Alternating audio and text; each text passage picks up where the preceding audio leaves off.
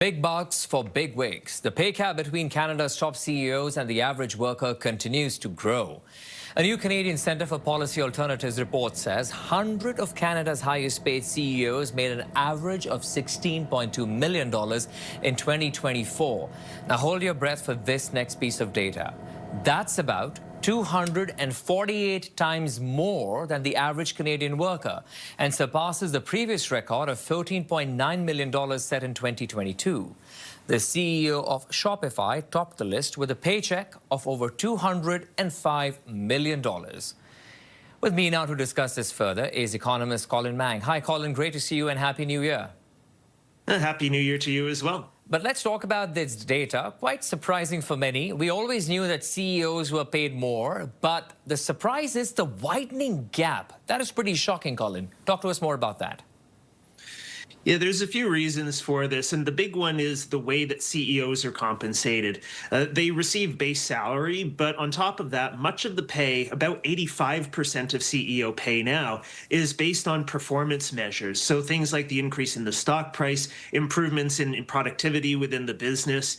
And because firms have been getting more profitable over the past 6 years, you look back to January 2020, just before the start of the pandemic, the TSX is up 85% since then. Corporate profits are up 87% since then. Businesses have done really well, and that's reflected in the CEO pay growing.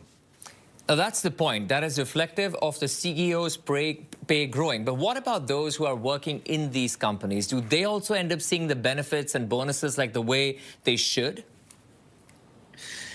Unfortunately, the answer to that question is no. Over the past year, for example, we've only seen average worker wages increase by about 3.5, 3.6%. The big challenge, and one of the reasons why CEO pay grows so quickly, is because they're one person in the organization. If you're thinking about these major companies that have thousands or even tens of thousands of employees, if you give your employees a raise, well, that's going to cost you tens of millions of dollars, even potentially hundreds of millions of dollars.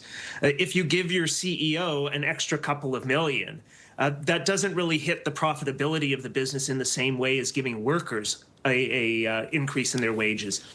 And so that's part of the reason why CEO pay has also been going up, because they can get away with it without negatively impacting the profitability of the business because they're just one person.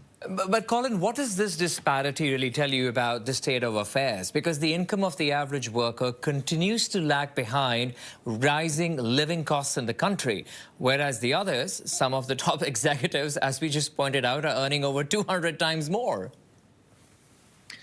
I mean, this is definitely a problem that we face. I mean, I think it's something that both our federal and our provincial governments across the country need to address. The idea that worker productivity in Canada has been fairly stagnant, or at least slow growing, over the past 20, 25 years. What we need to do is we need to look at policies that are going to improve worker productivity and help to build greater wage growth here in Canada, because it is quite clear that workers are not benefiting from the growth in the economy in the same way that upper executives are.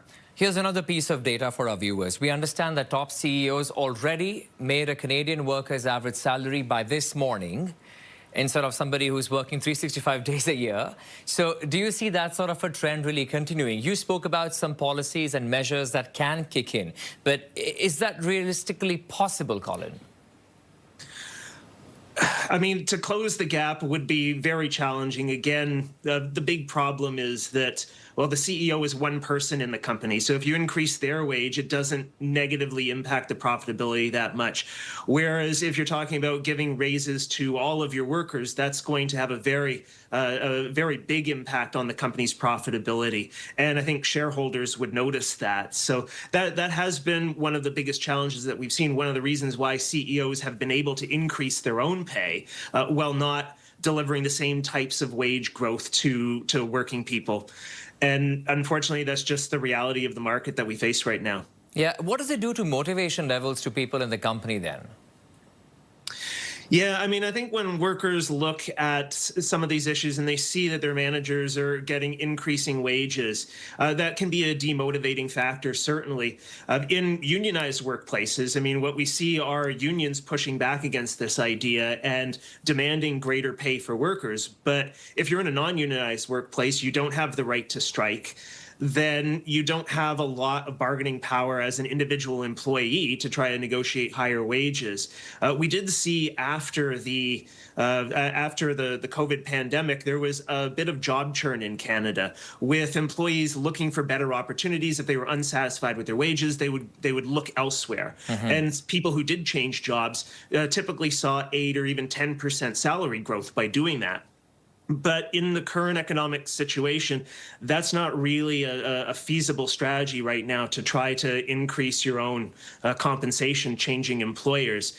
So unfortunately, there's not really a lot that employees can do unless they're in a unionized environment. Yeah. All right. We leave it at that for tonight then. Colin Mang is an economist at McMaster University. Colin, thank you for your time. Yeah, thank you very much for having me.